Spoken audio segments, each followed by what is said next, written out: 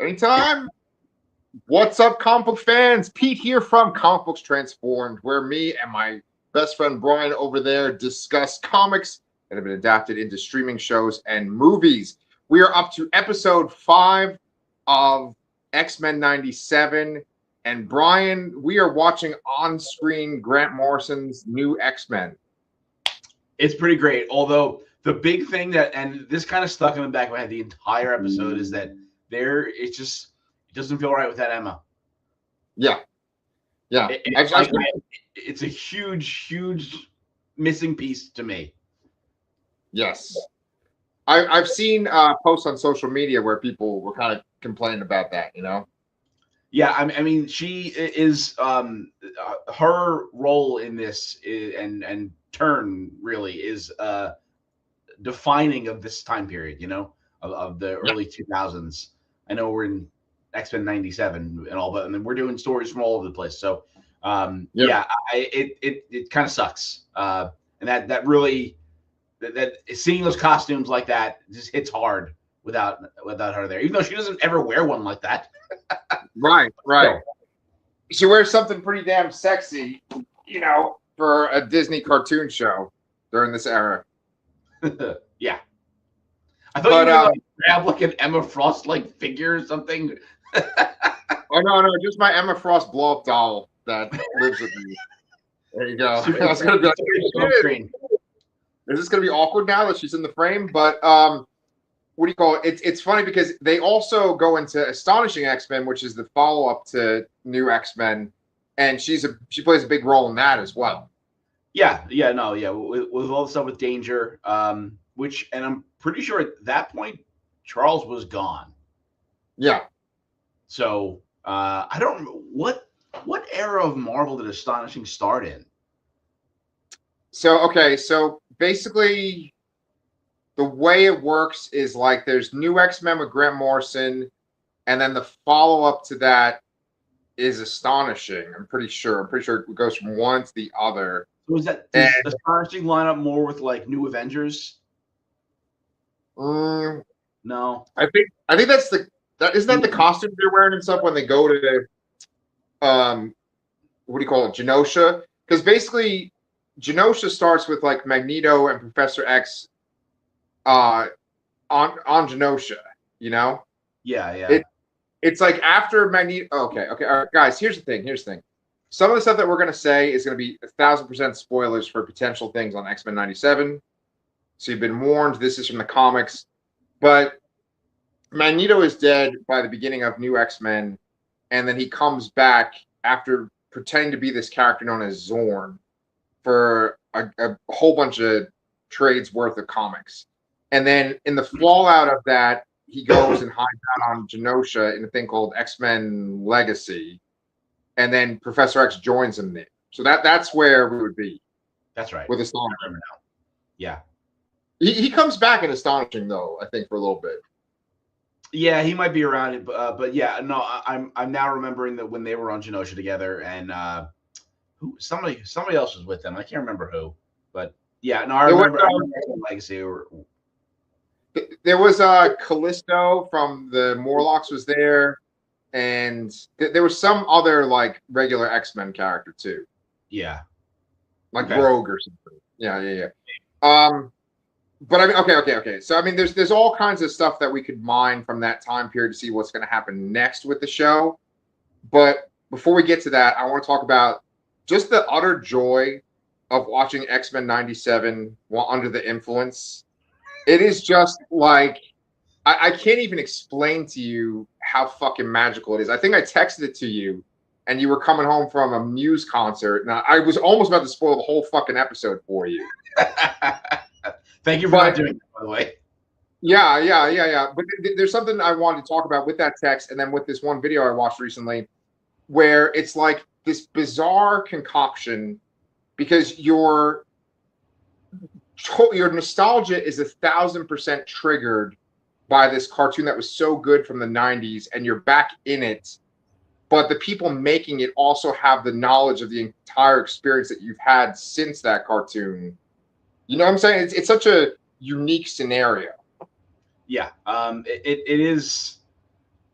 Yeah, I see what you mean. It's a nostalgia trip, but it's also elevated to better, more, I don't know, more mature. That's not the right word necessarily, but it's evolved for sure.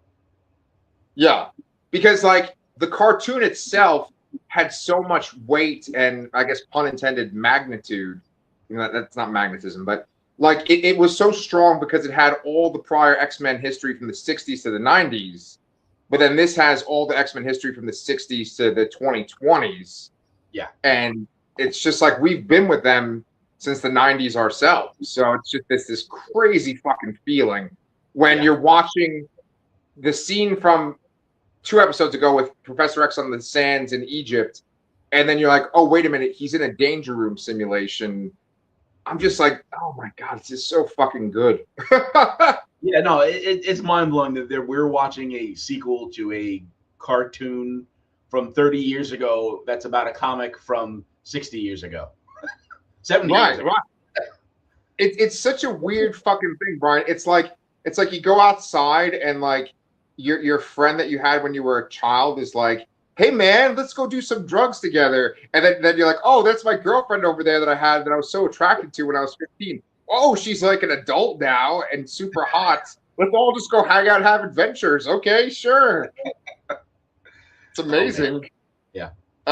Okay, let me get back on track though. So I think I had certain things spoiled. Just if you go on social media, they start to like throw in little things. I knew Danger was going to be in this episode. I knew Polaris was going to be a big deal. I knew the new X-Men costumes were in it. Did you have anything spoiled in yours? I mean, I knew something big happened at the end before I watched it. I mean, I already knew. I mean, from the title, they mentioned it was Danger.exe, so obviously that was a dead giveaway. And I did hear about Polaris being a Polaris-centric episode, but that's not super spoilery, I guess. So I don't think I necessarily had spoiled this time here. No, but oh yeah, the last scene too, which we kind of joked about in text, with like Gambit finally coming back because of Apocalypse. That was also spoiled for me too. That sucks. Well, again, thank you for not spoiling it for me. Yes. So let's fucking talk about the magic. This is the magic of being high while watching X-Men, because like I don't remember why the fuck Oh no, because there's fucking purifiers. There's purifiers like getting weapons off a ship, and then X Factor shows up, and you're like, oh my God, it's X Factor! You get so excited. And then Polaris is just like super fucking powerful in this episode. Yes, yeah, she's she rips the ship in half. I mean, yeah, I mean the comparisons they make in the show are accurate. You know, she's showing Magneto levels of magnetic powers here for sure. Yes, and it's funny because when you're under the influence, things like feel longer than they do, and so like that scene felt like really long. It's like, oh, okay. She gets mad, she drops all the purifiers in the water. That's the end of the scene. But then they're still like, well, fuck you, Polaris, while they're like in the water and they lived. And she's like, fuck me, fuck you. And then she like rips the ship and she's going to just destroy all of them. And I guess Havoc blasts the ship out of the way. Yes, yeah. It's so funny to see Havoc in this. It's like, it seems like, you know, in the show universe, Polaris was on the X-Men like she was in the comics early on, you know, prior to the Giant Size era. But it seems like Havoc wasn't. Yeah. At this point, and I'm also wondering, did they ever address the? I mean, I know we've had Corsair, and we know that he's Scott's father. I'm pretty sure they even acknowledged that on the show, or hinted at it. But have they ever hinted to Havoc and Scott being brothers? Probably not. I don't think so. I remember that as my like interest in comics and stuff started to wane, when I was like, oh, I need to be into girls. I stopped watching X-Men on TV, and I do remember an episode that had Iceman and X Factor in it. And I was like, oh, that's so cool.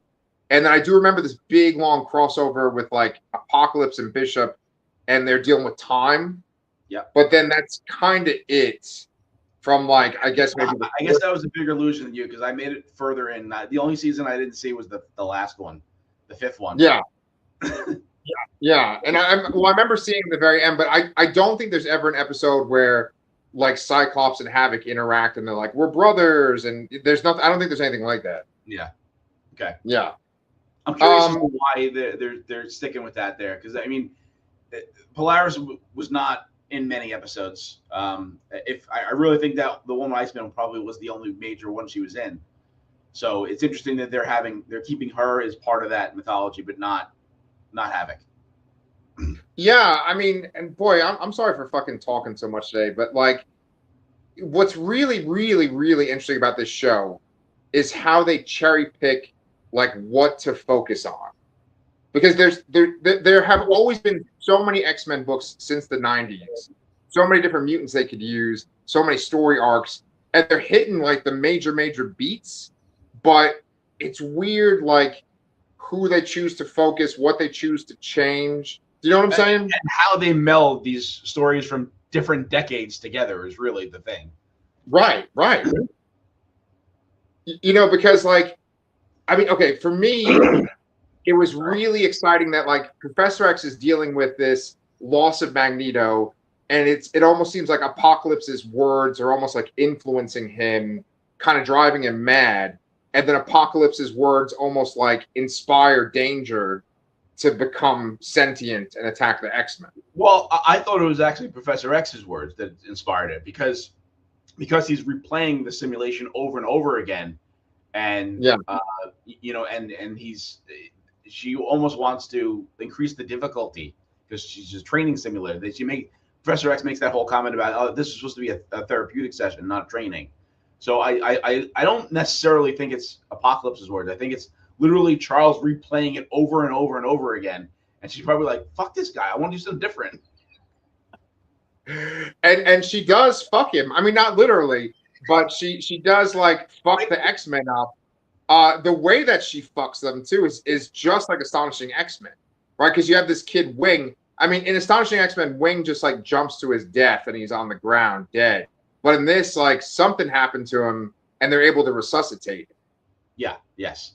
I was also really confused, but at that point, because they announced Storm as the new headmistress of the Xavier School, and then she makes some line about like, oh, we can't go help now, and I didn't understand why like Bishop and Polaris could go but not Storm or anything. They said something about the government, like they don't want them, whatever. And I understand that sort of leads into the creation of X Corp, but it was a weird way of taking certain characters out of the picture, I guess. Yeah.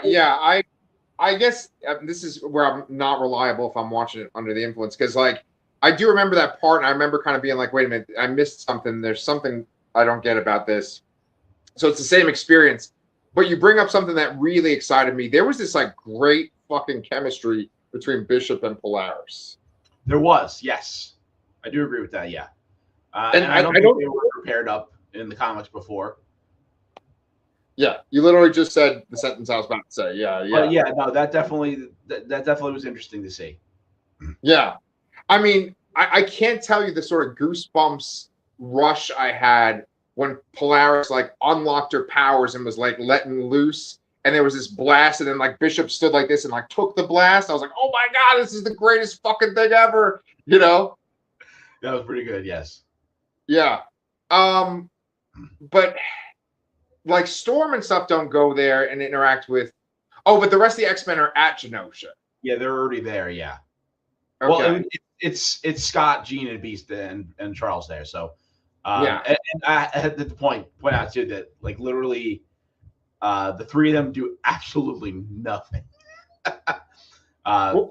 They feel like I mean, especially Beast has felt like a background character since the show. He never really gets a spotlight, but Scott and Jean haven't done really anything since that first episode, you know? And they do have that little cool moment where she like fakes the Wolverine claws with her telekinetic powers, which I don't see how that works. But that looked cool and all, but it's the show at this point is getting bigger. The cast is getting so much bigger that I think we might need X-Men 97 Blue and X-Men 97 Gold.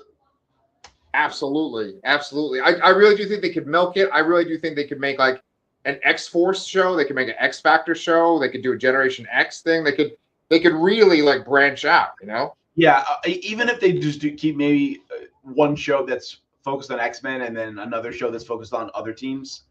Yeah. Because I also don't want to oversaturate it and spread everything too thin because I don't know, like what if like one show suffers because they have to split resources or creative powers or something like that, So yeah. And then what if like X-Men's awesome and X Factor's awesome, but like X-Force sucks, like right. I don't want that, I think it needs to expand a little bit, but not too much. I totally understand what you're saying. I get it. That makes a lot of sense. Bringing it back to if they did do all 4 of those shows, I would watch every one of them. Just listen to. Oh fuck yeah! And we'd cover every one of them on this channel too. Yes. You'd have to hear my fucking intro like 5 times in a row as we talk about it. Just give us one every season. Give us a summer X-Men show and a fall X-Men show and so on. Oh, that's constant X-Men. And we'd love it. But like I was gonna say, I know that you're saying that Jean doesn't really do much, but she does like use her telekinesis to be like other X-Men. Because you already mentioned that she does Wolverine's claws, but then I think she kind of like mimicked Storm at one point. Yeah, I was also wondering about how the hell that works because I've never remembered that being part of her powers. Yeah, but, and it's not. I don't necessarily mean that they didn't physically do something in the battle. More so that they're not relevant in the story. They've been background characters since that first episode. I feel the first season did a really good job of putting a spotlight on Scott particularly, and Jean too. And I guess I just want more of that. I don't know. Yeah, it kind of makes me wonder too. Like, is next episode going to be like a Rogue heavy episode? Because this episode didn't have Wolverine and Morph, but that makes sense, right? They just were in Canada in the last episode, but Rogue is just not in this at all. Yeah, she has. Yeah, and it's about time with with Gambit coming back, with Magneto dying. Like they need a good perspective from her. Yeah. So I think we should talk about the fact that like there's a shit ton of like young X-Men students in this episode too. Again, melding generations. Yep. And they fucking Quentin Quire is like a dick in it. Perfect. He's got the shirt. Yep. Yeah. He talks back to somebody. I think Bishop, right? He's like real snarky. I think so. Yeah, I think it was Bishop. Yeah. But you have a lot of the characters from that class of new X-Men, like Glob Herman's there. I saw Dust there. Beak was there. Beak was there. Yes, but then you also have like the Generation X sort of class there. Like you have like I saw Chamber, I saw Monet, Sync is in there. Who else? Probably somebody else. Was it Monet or was it Penance? I know it's like the same person, but well, I think they show both forms. Okay. So was Dupe in it? I think Dupe was in it, right? Dupe was there. Yes. Yeah. I saw Pixie as well. Pixie, yes. By the way, totally unrelated, but just because I'm talking to you, have you seen the cover art for Maximum X-Men? Do you know what that is? I don't. Okay. So it's basically an X-Men book that's after this whole Armageddon crossover at Marvel. I really just need to fucking start my Marvel Unlimited subscription again. I paused it because of financial issues. But the team is, I think it's got Wolverine. Fuck. I don't remember the main people, but I know Iceman's on it. I don't remember the X-Men named Fuck. Oh, yes. Fuck, man. You got to watch out for him. But there's also Firestar's on it. And I think Pixie's on it. And then there's a guy that kind of looks like Gambit, but his like hand is glowing. Huh. Okay. I don't know. We'll figure it out. Yeah. No. I would like to get back into it. The problem is that I'm always reading, and this is probably by design. I'm always reading these stories about what's currently kind of going on and what's coming up in X-Men, but then I go to Marvel Unlimited and it's like 6 months back. And it's frustrating And then it's like, oh, then you should buy the new issues, but buying the issues is really expensive. So Yeah, yeah.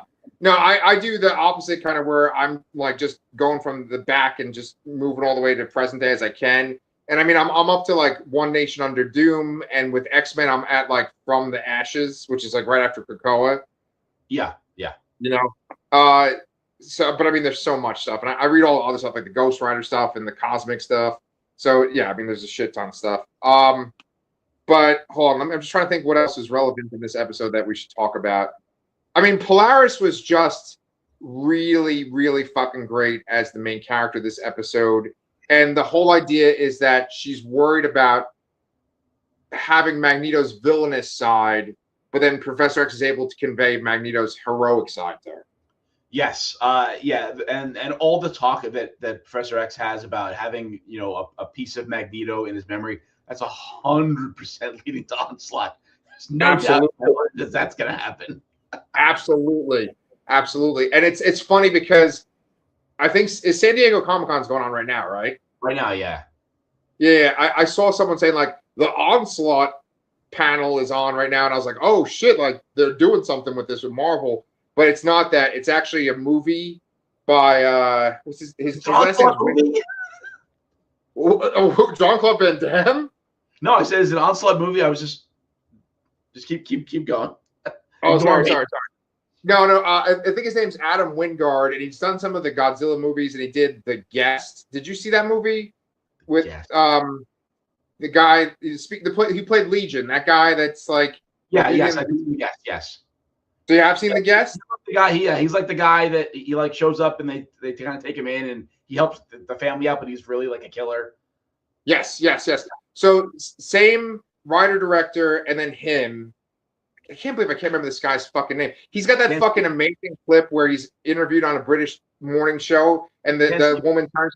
Do you know what I'm talking about? Oh yeah.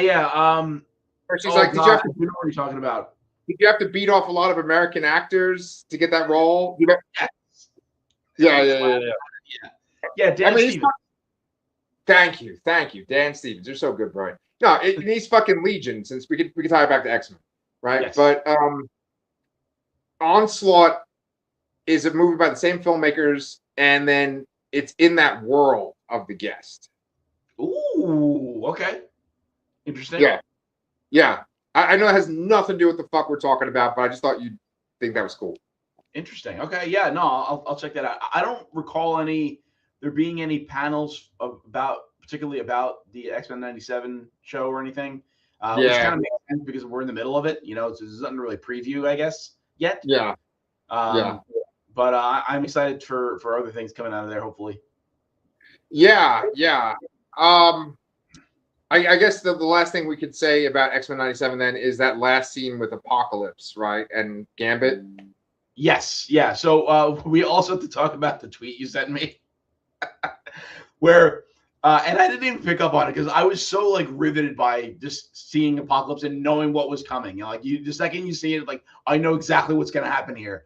Then he's just like he's walking in a room by himself and he's saying, increase the power, and then he pushes the lever himself.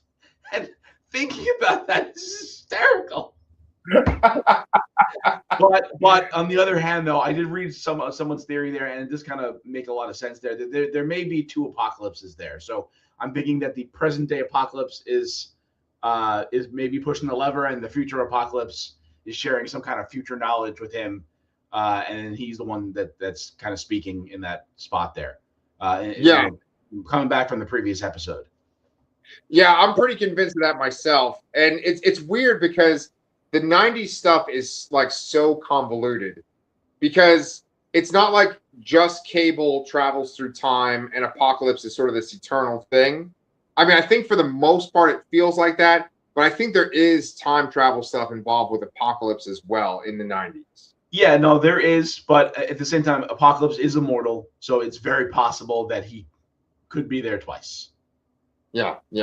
And that would be a great like final match kind of thing with like two Apocalypses and four new Horsemen, one of them being Gambit, Yeah. I'm also curious about it's been fun to speculate who could be the other Horseman.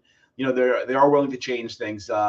When Gambit was deaf, the other horsemen were actually Polaris, Sunfire, and I don't remember who the fuck this is, but Gazer. Oh yes, Gazer. Yeah. Classic X-Men character. Yes. So I imagine they wouldn't go that route there. But I mean, being that Polaris just got featured there, I'm kind of wondering if that will potentially happen there. I don't know if Sunfire was on Krakoa, wasn't he? So he might have died there. So I could see them using that, but I know they've also prominently shown that two kind of major characters that also passed away on Genosha, which was Magic and Iceman. So I'm wondering if maybe that could be they could also potentially be horsemen. Wait. What the fuck did you say? Did you just say that Magic and Iceman died on Krakoa? I mean, Genosha? Yeah. Yes, there is a memorial photo of Bobby, of Iceman in the background of one of the episodes, and there's a brief flash of Colossus holding Illyana's body.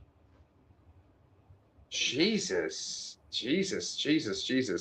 Okay. Wow. It's weird because she is on the original cartoon, but I just fucking love Magic's like one of my favorite X-Men, and for her to just be dead, I didn't even realize that. Yeah, no, again, it's like you're taking such a major player off the field. There's almost, I know Emma's still alive, but it's like those two characters, especially when you think about, the team that Cyclops led, that was, it was him and Magic, Emma and Magneto. And it's like, oh, it's just Cyclops left now. Yeah. Wow. Oh my God. There's so much shit they could do. Holy shit. Well, how many episodes are left? We're up to episode 6. Is there 8 or 10? There's 9. There's 9. Oh, with the weird numbering. Okay. Yeah. And I imagine that we're going to get, the last is going to be kind of like, at least the last two's got to be like a 2-parter sort of thing, Yeah. Although I don't think that the titles have mentioned it as being a 2-parter, but I mean they have to be connected like that, like a big kinda... Is the next one titled Dead Man's Hand? Because I know that that's the one that people are like, oh, that's gonna have Gambit in it. Let's see, season 2.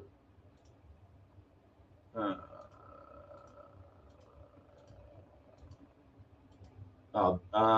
Strangeland Savage Heart.